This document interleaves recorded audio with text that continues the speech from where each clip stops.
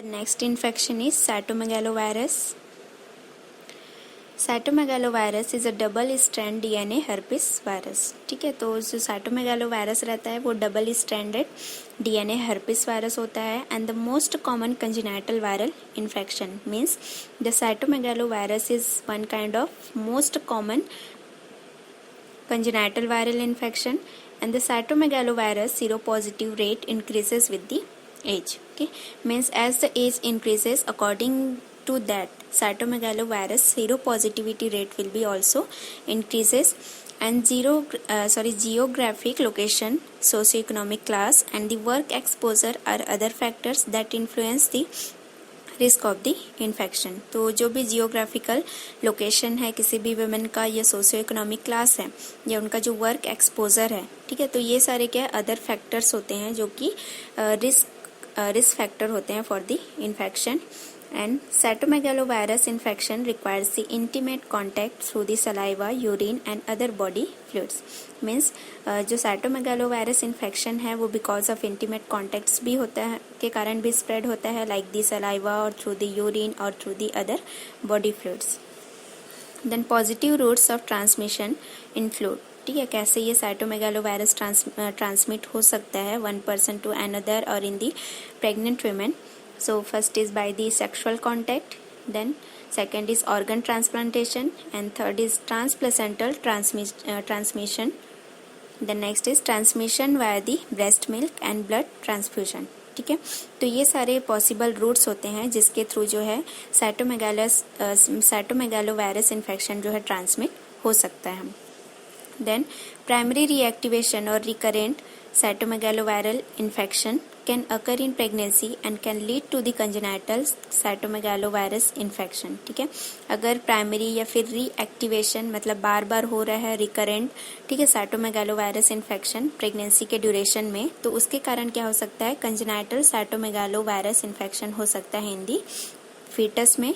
And approximately 85% of newborns with congenital cytomegalovirus infections can be asymptomatic at birth. ठीक है, तो 85% जो newborn रहते हैं अगर उनमें congenital cytomegalovirus infection हुआ है तो वो क्या रहेंगे, asymptomatic, कोई भी symptoms शो नहीं करते हैं during the birth time. And 15% will develop the progressive hearing loss and visual impairment as they age. ठीक है, 15% जो केस है इसमें, ठीक है, वो प्रोग्रेसिवली उसमें क्या हो सकता है, हियरिंग लॉस हो सकता है या फिर किसी भी टाइप का विजुअल इम्पेयरमेंट हो सकता है. जैसे जैसे बेबी का एज इंक्रीज होता जाता है, ठीक है, तो 15% में ये सारे डेवलपमेंट होते हैं, मतलब हियरिंग लॉस भी होगा एंड विजुअल इम्पेयरमेंट भी होगा. Then transplacental infection can result in, अगर ट्रांसप्लेसेंटल इन्फेक्शन जो है ट्रांसमिट हुआ है फीटस में तो क्या क्या कंडीशंस हो सकते हैं. So first is intrauterine growth restriction हो सकता है. Then sensory neural hearing loss, that means permanent hearing loss हो सकता है. इंट्राक्रेनियल कैल्सिफिकेशन हो सकता है, that means the hardening of the tissues of brain parenchyma because of the deposition of calcium carbonate. Then jaundice हो सकता है, petechiae हो सकता है, petechiae that means the tiny round brown purple spot हो सकता है बॉडी में. देन माइक्रोसिफेली, हेड का साइज स्मॉल रहेगा. हाइड्रोसिफेलस हो सकता है, हिपैटोस्प्लेनोमेगाली. देन डिलेड साइकोमोटर डेवलपमेंट हो सकता है. And thrombocytopenia, that is the low number of the platelet in blood. And chorioretinitis, that means the inflammation of the choroid and the retina of the eye. ठीक है, तो ये सारे conditions हो सकते हैं if the infection is transmitted by the placental route. The next is vertical transmission of cytomegalovirus can occur at any stage of pregnancy. Okay, so vertical transmission कोई भी stage of pregnancy में हो सकता है. means vertical transmission that means from the mother to baby. And severe sequelae are more common with infection in the first trimester. ठीक है, severe sequelae that means the result of previous any kind of disease or if any injury is present. Okay, so it is very common that infection will be present in the first trimester of pregnancy. And the overall risk of infection is greatest in the third trimester. ठीक है, तो overall जो risk रहता है cytomegalovirus infection का वो third trimester में बहुत ज़्यादा रहता है. And the risk of transmission to the fetus in primary infection is 30 to 40%, ठीक है। फीटस में जो है ट्रांसमिट होने के 30 to 40% चांसेस रहते हैं साइटोमेगालो वायरस के। Here you can see the baby will be looking like that pituitary is present, and sometimes baby's eye impairment, hearing impairment is also present. And here it is chorioretinitis, that infection with the congenital cytomegaloviral infection, means the inflammation of the retina and the choroid of the eye. And here you can see that the cerebral calcification, means here arrow is showing that cerebral calcification means the deposition of the calcium carbonate is present, and which is causing the hardening of the tissues of the brain parenchyma. Okay, so this kind of congenital symptoms may be present in the fetus. Then next we'll see diagnosis of congenital cytomegaloviral infections. So isolation of the cytomegalovirus from the urine or other body fluids, that is cerebrospinal fluid, blood, saliva in the first 20 days of life is considered proof of congenital infection, ठीक है। Means जब भी baby का birth होता है तो उसके बाद हम सैंपल लेते हैं सेरेब्रोस्पाइनल फ्लूइड का, ब्लड का या सलाइवा का, तो उसमें अगर प्रेजेंट है, ठीक है, फर्स्ट 21 डेज ऑफ लाइफ में, ठीक है, तो वो सजेस्ट करता है या फिर ये प्रूफ करता है कि कंजेनाइटल इन्फेक्शन प्रेजेंट है। And serologic test are unreliable. Immunoglobulin M test currently available have both false positive and false negative results, ठीक है। सीरोलॉजिकल टेस्ट भी किया जाता है जिसमें इम्यूनोग्लोबुलिन एम का टेस्ट किया जाता है, ठीक है, और समटाइम्स उसमें फॉल्स पॉजिटिव या फॉल्स नेगेटिव रिजल्ट भी आता है। एंड पॉलीमरेज चेन रिएक्शन में भी useful in the selected cases. कुछ कुछ केसेस ऐसे होते हैं जिसमें PCR टेस्ट भी कंडक्ट किया जाता है। Then treatment for the cytomegaloviral infection is ganciclovir, that is 5 mg per kg IV every 12 hours for the 14 days, or valganciclovir 900 mg per oral daily for 3 to 6 months, and cytomegaloviral specific hyperimmune globulin, that is 200 units per kg of the body weight, ठीक है। तो ये जो drugs हैं, ठीक है, that is गैंसाइक्लोविर और वेलगैंसाइक्लोविर, ठीक है। तो ये जो ड्रग्स हैं ये मेनली एंटीवायरल या एंटी रेट्रोवायरल ड्रग्स होते हैं, ठीक है, जो कि हम किसी भी टाइप का वायरल इन्फेक्शन होता है उसको ट्रीट करने के लिए पेशेंट को प्रोवाइड करते हैं। तो सेम इसको भी देना है, क्योंकि साइटोमेगालो वायरस जो है वो भी one kind of viral infection ही है, तो उसको हम according to the dose prescribed by the physician, like the ganciclovir is given 5 mg per kg and valganciclovir is given 900 mg, ऐसे डोसेस में हम प्रोवाइड करते हैं। एंड जो स्पेसिफिक हाइपर इम्यून ग्लोबुलिन जो होता है दैट इज 200 यूनिट पर kg of body weight provide करते हैं। The next disease is herpes simplex virus. Herpes simplex virus infection during the pregnancy can pose a serious threat to the developing fetus and the newborn infant, ठीक है। तो अगर herpes simplex virus present है, virus infection present है during the pregnancy time, तो वो serious harmful condition cause करता है in the developing fetus also and the newborn infant also, and transmission typically occurs via the direct contact between the neonate and an infected maternal genital tract. तो ये visually जो है during the labour और birth के time पे हो सकता है कि न्योनेट जो है अगर वो डायरेक्ट कॉन्टेक्ट में आ रहा है इन्फेक्टेड मैटरनल जेनाइटल ट्रैक्ट के, तो उसके कारण जो है ट्रांसमिशन ऑफ इन्फेक्शन हो सकता है, that is herpes simplex virus infection. And if the primary herpes simplex virus infection was acquired during the pregnancy, then the risk of transmission is greater as compared with the reactivation of a previous infection, ठीक है। तो primary अगर herpes simplex virus infection हुआ है during the pregnancy time, तो इसका जो risk है from the transmission to the baby ये बहुत ज़्यादा रहता है as compared to the reactivation. Means अगर प्रीवियस प्रेगनेंसी में उसको इन्फेक्शन रहा होगा herpes simplex virus से, तो उसके रीएक्टिवेशन से ज़्यादा जो है रिस्क रहता है अगर primary herpes simplex virus infection हुआ है, तो उसके कारण ट्रांसमिट हो सकता है फीटस में। And the incidence of neonatal herpes simplex virus infection ranges from the 1 in 3200 to 1 in 10,000 birth, ठीक है। तो इसका इंसिडेंस रेट जो रहता है herpes simplex वायरस इन्फेक्शन का वो 3200 केस में 1 हो सकता है एंड 10,000 बर्थ में 1 केस ऐसा फाइंड आउट होता है।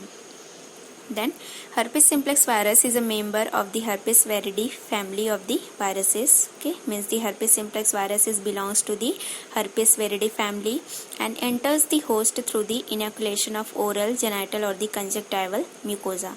Means the herpes simplex virus can be spread or enter into the person by the oral, genital or conjunctival mucosal route, and inoculation also can occur through the break in the skin. Okay, means the entering of the virus can also be present because of break in the skin. Means अगर skin में किसी भी type का break down है तो वहां से भी एंटर कर सकता है. And dissemination of the virus eventually also allows the virus to reach the dorsal root ganglia where it remains dormant for the rest of the host type. ठीक है, तो इसका जो डिसेमिनेशन या फिर स्प्रेड ऑफ वायरस है, अगर वो बॉडी में एक बार एंटर कर गया, ठीक है, तो वो क्या करेगा, reach the dorsal root ganglia, मतलब जो सेंट्रल नर्वस सिस्टम का जो गैंग्लियर रूट रहता है वहां पे वो प्रेजेंट हो जाएगा. And where it remains dormant. ठीक है, वहां ये क्या रहेगा, remain dormant, that means passively या फिर स्लीपिंग कंडीशन में रहता है for the rest of the host life. मतलब जिसके भी बॉडी में एंटर किया है वायरस तो वो for the rest of life क्या रहेगा, इन द स्लीपिंग मैनर में रहेगा. And antiviral drugs do not affect the latent herpes simplex virus infection and therefore infection is lifelong. ठीक है, तो एंटीवायरल ड्रग्स के कारण भी किसी भी टाइप का अफेक्ट नहीं होता है जो herpes simplex वायरस इन्फेक्शन है. तो अगर किसी विमेन में this kind of infection present है तो उसको ये जो इन्फेक्शन है वो लाइफ लॉन्ग तक प्रेजेंट रहेगा. An intrauterine herpes simplex virus is a rare occurrence and most likely is caused by maternal viremia associated with the primary infection during the pregnancy. ठीक है, तो इंट्रायूट्राइन अगर herpes simplex वायरस हुआ है तो इसका जो रेयर ऑकरेंस रहता है, मतलब रेयरली ये होता है. एंड मोस्ट लाइकली ये किस वजह से होता है, because of maternal viraemia that means the अगर वायरस जो है मैटरनल ब्लड में प्रेजेंट है, ठीक है, with the primary infection during the pregnancy time. And intrauterine infection is associated with. ठीक है, तो इंट्रायूट्राइन इन्फेक्शन से क्या क्या लीड हो सकता है condition, like the hydrops fetalis that means the abnormal collection of और दी एक्यूमुलेशन ऑफ फ्लूइड इन दी 2 और मोर फीटल कंपार्टमेंट्स. ठीक है, जैसे कि एसाइटिस के कंडीशन में होता है. And in utero fetal demise, ठीक है, इन इंट्रायूट्राइन डेथ भी हो सकता है बेबी का. And the characteristics triad noted at birth include. ठीक है, कौन कौन से ऐसे कैरेक्टरिस्टिक्स हैं जो कि बर्थ के टाइम पे प्रेजेंट होंगे. So first is skin lesion, consistence of vesicles and ulceration और स्कैरिंग होगा स्किन में.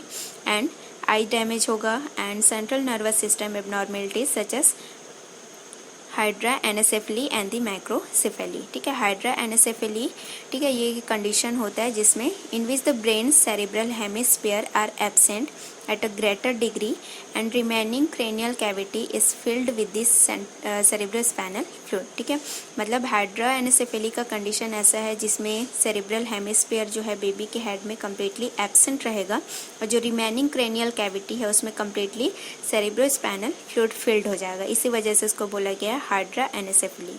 And then microcephaly that means the small size of the brain.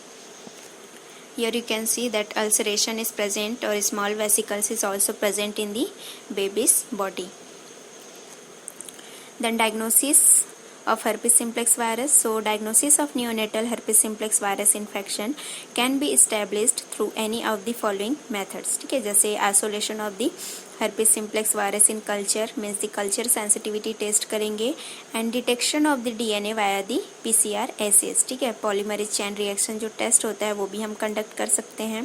and detection of herpes simplex virus specific antigens using the rapid direct immunofluorescence or the enzyme immunoassay.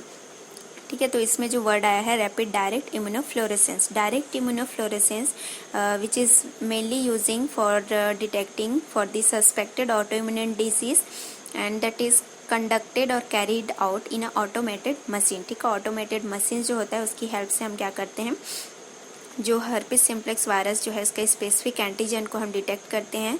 And enzyme immunoassay which is mainly used to visualise the quantity of the antigen, मतलब कितने quantity में present है antigen जो है उसको हम visualise करते हैं by the enzyme immunoassay. Then the treatment for herpes simplex virus, suppressive viral therapy from 36 week until the delivery. ठीक है, वायरल थेरेपी हम स्टार्ट करते हैं from the 36 week until the delivery time.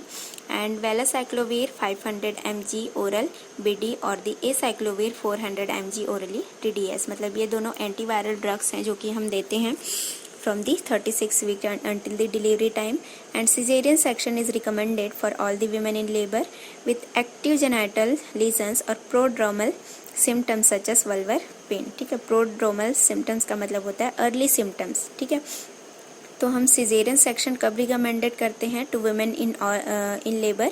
अगर कोई एक्टिव जेनाइटल लीजन्स प्रेजेंट है या फिर अर्लियर सिम्टम्स है, जैसे कि वल्वर रीजन में बहुत ज़्यादा पेन है, तो ऐसे केसेस में हम direct lower segment caesarean section करते हैं. Then last one is the others. तो others infections are the first is varicella zoster, parvovirus B19, syphilis and the hepatitis B. So varicella zoster is transmitted in the first to 20 week of pregnancy and the symptoms will be cicatricial lesions that is affected the mainly mucous membrane and skin, and limb hypoplasia. Okay, limb hypoplasia means the congenital malformation of the tongue, mandible or the maxilla, and then microcephaly and hydrocephaly etc. That kind of symptoms will be present in varicella zoster infection. And diagnosis is by the prenatal ultrasound and the magnetic resonance imaging. And for the treatment of varicella zoster is the drug acyclovir, that is the antiviral drug. Then parvovirus B19, the transmission is in the first and second trimester of pregnancy, and the symptoms including are the prodromal fever hoga and slapped cheek, rashes, anemia etc. Slapped cheek, that means the bright red rashes will be present in the baby's cheek, and then anemia will be also present. And for that diagnosis is serological test and the polymerase chain reaction, and treatment is symptomatic relief, means according to the symptoms present, according to that we will provide the treatment to the mother and to the babies. And syphilis, the causative organism is Trypanosoma pallidum, and transmission is by the severe outcome after the 4 week, and symptoms is miscarriage हो सकता है, then prematurity, stillbirth, hepatosplenomegaly, and the bullous stresses and the pneumonia. Bullous stresses, that means the large fluid filled blister will be present, and diagnosis is like the serological test is performed in that condition, and treatment is benzathine penicillin G, that is given intramuscularly. तो ये जो drug है benzathine penicillin, that is antibiotic drug. And then last disease is hepatitis B. So the transmission is especially in the third trimester. ठीक है, third trimester और pregnancy में ही होता है. एंड इसके जो सिम्टम्स हैं, जॉन्डिस होगा, रैसेस होंगे, and pain that means polyarteritis nodosa. ठीक है, तो ये क्या होता है, one kind of autoimmune disease होता है जिसमें mainly inflammation of the arteries या फिर ब्लड वेसल्स प्रेजेंट होता है, जिसको पैन या फिर पॉलीआर्थराइटिस नोडोसा भी बोला जाता है. एंड वोमिटिंग होगा बेबी में, and dark urine etcetera. And diagnosis is by the serological test, and the treatment is lamivudine, interferon alpha, entecavir. ठीक है, तो लेमिवोडिन जो ड्रग होता है वो भी एंटी रेट्रोवायरल ड्रग होता है, and interferon alpha anticavir, this drug is one kind of immunotherapy drug, ठीक है, which is visually used to treat some kind of cancerous disease. So these all are the others infection which is also affecting the pregnancy condition. So here the topic torch infection during pregnancy is completed. Hope you all understood that topic. Okay, so it is very important to know how the torch infection is affecting the pregnancy condition and the condition of the baby or the fetus. So thanks for listening. Thank you.